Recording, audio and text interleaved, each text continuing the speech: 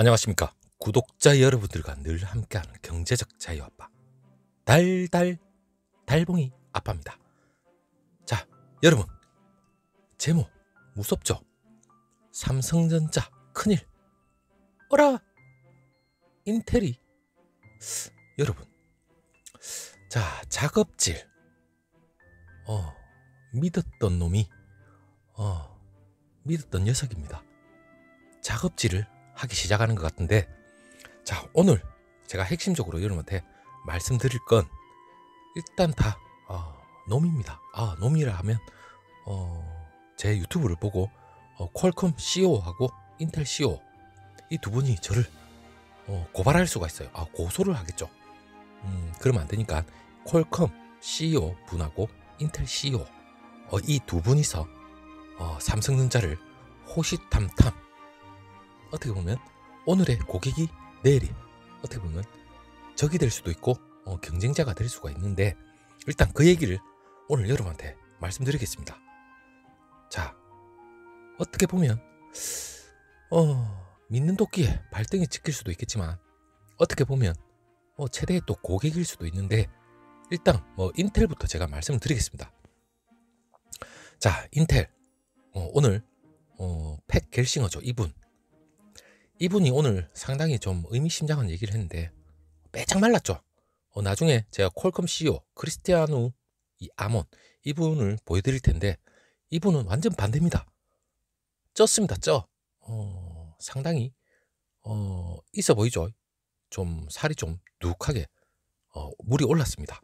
자, 그 얘기를 하기 전에 인텔 CEO가 향후 앞으로 10년 동안 반도체 호황이 온다. 공장도 또 지을 것이다. 이러한 말로써 오늘 얘기가 나왔습니다. 물론 반도체 10년 동안 호황이 온다면 물론 삼성전자로서도, 물론 SK하이닉스도 다 좋겠죠. 하지만 그 내막을 보면 뭔가 모르게 소름이 끼칩니다.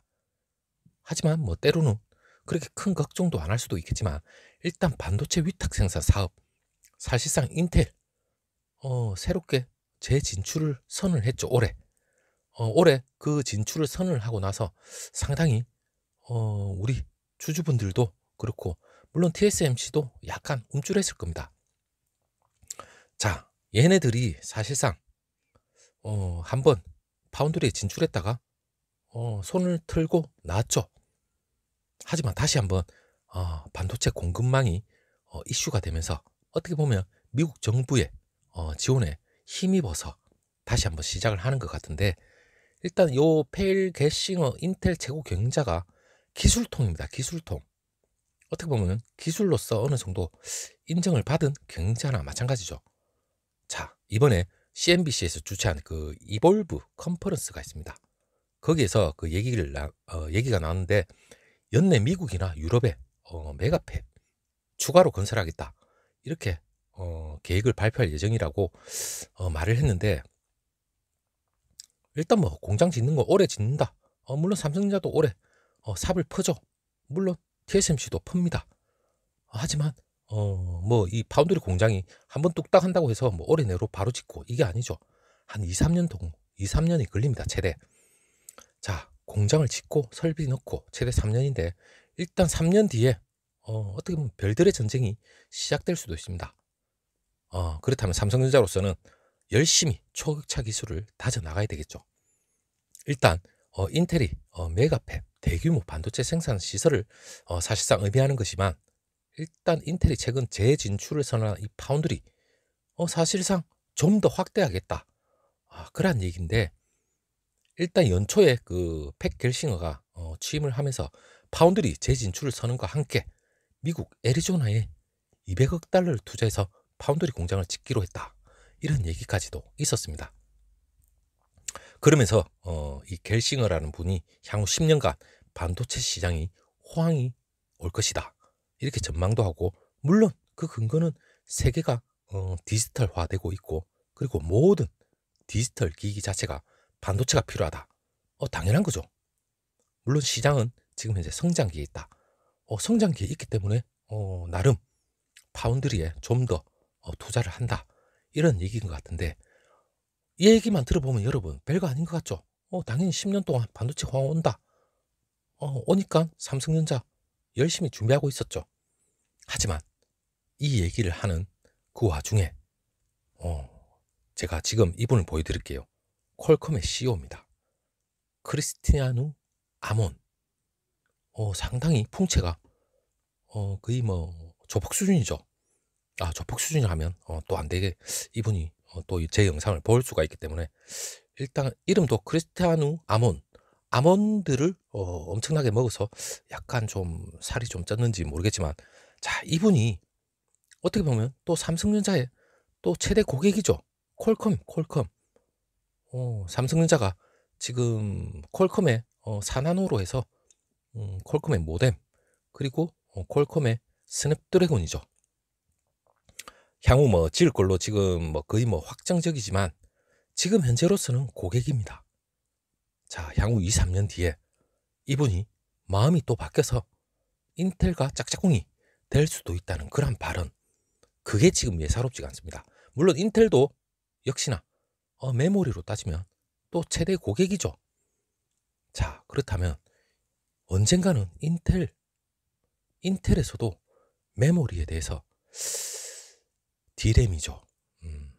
호시탐탐 노릴지. 물론 낸드 분야는 SK에 팔아제꼈지만, 자, 일단 그거는 뭐 향후의 문제고, 일단 요번에 그 퀄컴 이분이, 이 아몬이라 이분이, 자, 세계 최대 통신 칩 제조회사입니다. 이 퀄컴은. 물론 삼성전자나 TSMC 대형 고객이나 마찬가지죠. 자, 큰 손 중에 큰 손인데, 퀄컴이 사실상 같은 미국 기업인 인텔과 향후 파운드리 계약을 체결할 가능성을 언급을 했습니다. 자, 이게 이제 삼성전자가 큰일 날 일 수도 있는데, 물론 그 이유는 한 2, 3년 뒤, 한 3년 뒤 정도 되겠죠. 하지만 그때쯤 되면 삼성전자가 뭐 고객을 가만히 서서 코베이 갈 정도로 가면 보고는 있지 않겠죠. 자, 근데 이 의미심장한 얘기 어떻게 보면 두렵게 느껴질 수도 있습니다. 물론 바이든 정부 들어서 미국이 반도체 산업 부흥에 적극적으로 돈을 엄청나게 쎄리 붓고 있죠. 물론 메이드 인 US 다시 한번 반도체 부흥을 이끌고 있는데, 일단 16일 날 경제방송 CNBC 아시죠? CNBC에 따르면 이 크리스티아노 이 아몬 이 퀄컴 CEO가 당일 인텔이 개최한 그 이볼브, 아까 제가 앞에 말씀드렸습니다. 이볼브 컨퍼런스에 패널로 등장을 했는데, 자, 이분이 패널로 등장해서 얘기를 했습니다. 이 아몬 CEO가 지난 3월 인텔이 대규모 파운드리 설비 투자를 발표한 것에 대해서 미국 반도체 제조가 온쇼링으로 훨씬 더 탄력적인 공급망을 구축할 수 있게 돼서 매우 기쁘다. 이렇게 얘기를 했는데, 물론 미국 기업들 간의 이 연구개발 협력에 대해서 그때 당시에 강조를 했습니다. 당연히 뭐 자국 기업가끼리 뭐 협력, 이건 언제든지 뭐 말할 수 있죠. 우리도 뭐 삼성전자나 현대 이렇게 서로 협력한다, 그런 거 있습니다. 그거는 뭐 어느 나라나 자국 기업끼리 무슨 협력이라는 거 충분히 할 수 있죠. 하지만 이번에 그 온쇼링, 이게 뭐냐, 자국 제조 기반을 강화하는 방식으로 일단 특히 미국 반도체죠. 미국 반도체 기업들이 주로 이 생산 기지를 아시아나 이 해외 기지에 두는 그 오프쇼링이라 합니다. 그 반대죠. 정반대의 의미인데, 일단 최근에 전 세계적인 이 반도체 공급 부족 속에서 미국 반도체 업계에서 일단 세계 반도체 생산량의 거의 80에서 90% 정도 거의 아시아에서 나오죠. 그렇기 때문에 이번 반도체 공급 부족으로 인해서 좀 어떻게 보면 자성의 목소리가 상당히 높아졌습니다. 자, 그런 와중에 이 풍채가 듬직한 분이 미국 기업들이 향후 협력할 수 있는 여지가 많이 있다, 이 얘기를 했는데, 어떻게 보면 미국의 진정한 기술 기업인 인텔하고 퀄컴은 반도체 산업을 발전시키기 위해서 많은 투자를 단행했고, 이 선진적이면서도 근본적인 연구개발을 진행해 왔다, 이렇게 얘기를 했는데, 물론 인텔의 이 파운드리 사업 투자 자체가 해외에서 칩을 생산하는 퀄컴의 향후 사업에도 도움이 될 것으로 믿는다. I believe. 믿는다. 이렇게 얘기를 했습니다.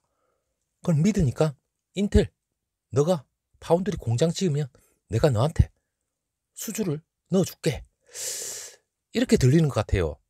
저만 그렇게 들리는가? 자, 여러분들 그렇게 들립니까? 그렇다면 그 반응은 곧 파운드리를 본격적으로 완공이 되는 시점이 한 3년, 길게 보면 3년이겠죠. 그 전에 뭐 물밑 작업은 하겠죠. 자, 이게 어떻게 보면 큰일일 수도 있고, 또 삼성전자로서는 좀 더 초미세 공정이나 기술 개발에 좀 더 박차를 가할 수 있는, 어떻게 보면 좀 더 계기가 될 수도 있어요.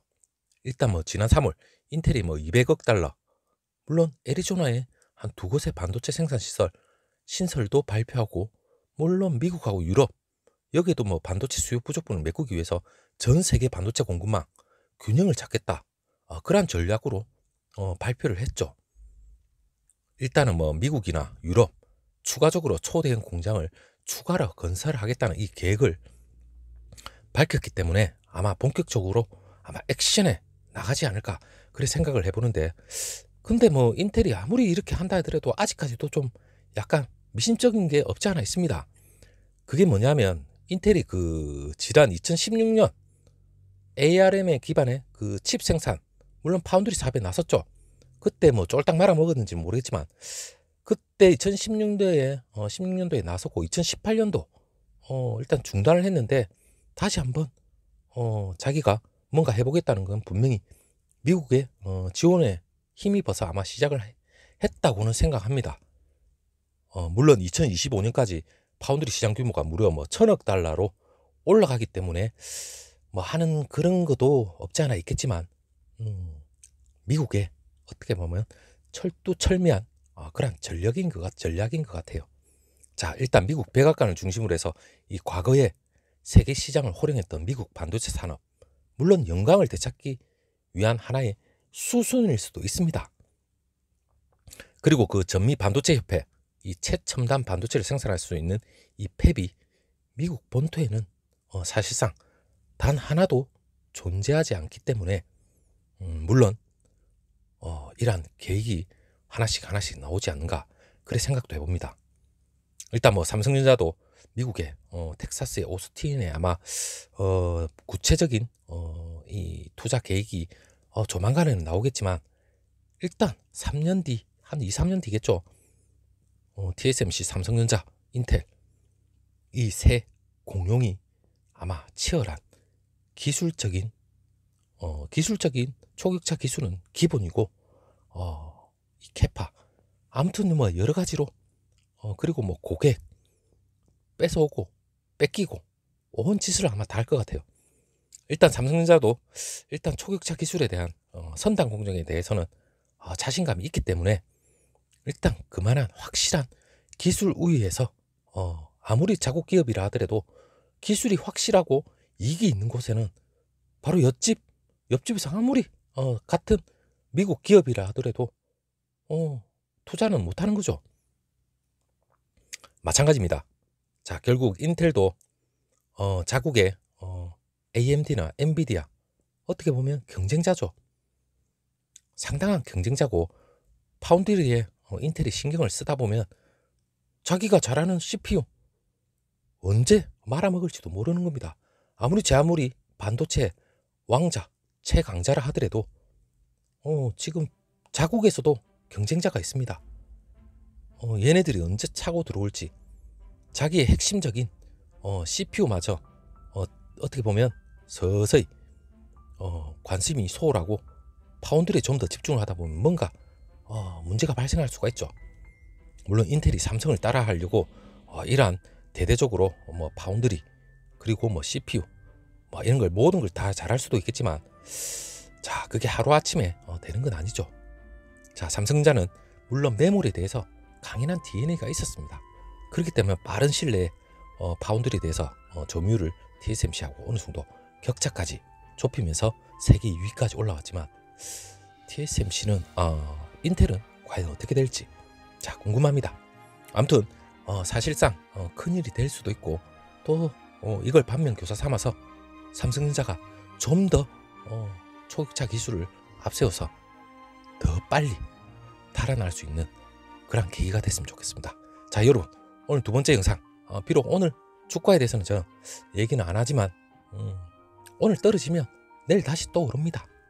이게 주가고, 그리고 어느 정도 탄력이 받으려면 그 분기점은 실적 발표 그 이유가 되지 않을까, 그렇게 조심스럽게 생각해 봅니다. 자, 여러분, 오늘 정말 수고 많으셨고, 내일 다시 한번 불금입니다. 건강한 목소리로 다시 한번 찾아뵙도록 하겠습니다. 감사합니다.